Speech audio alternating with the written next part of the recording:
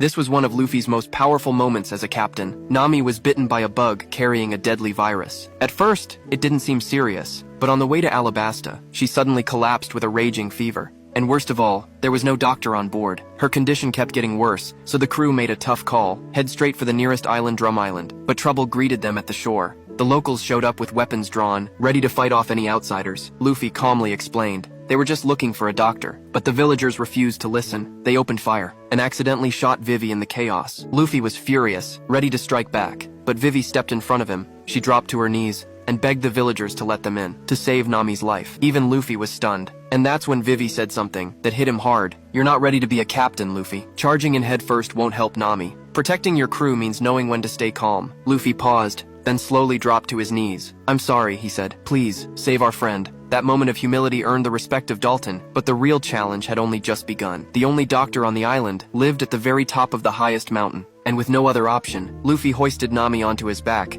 and set out with Sanji by his side. The cold was brutal. Snow reached their knees. Then, they were ambushed by Lopin rabbits, who triggered an avalanche right behind them. In a split-second decision, Sanji threw Luffy and Nami to safety, but got caught in the wave himself. Once the snow settled, Luffy found Sanji, rescued the Lupin's father along the way, and pressed on. At the base of the mountain, he carried Nami on his back, Sanji held in his mouth, and began the climb barehanded, barefoot. With every step, the wind howled louder, the cold cut deeper, his fingers cracked and bled, the pain made him scream out loud. Sanji slipped from his grasp, but Luffy caught him just in time. The closer they got to the top, the worse the storm became. At one point he lost his grip, and nearly plummeted down the slope. Blood gushed from his hands and feet, but he refused to let go. That is what it means to be a captain. When they finally reached the doctor, Luffy didn't ask for help for himself. He just looked her in the eye and said, "Please, save my friend."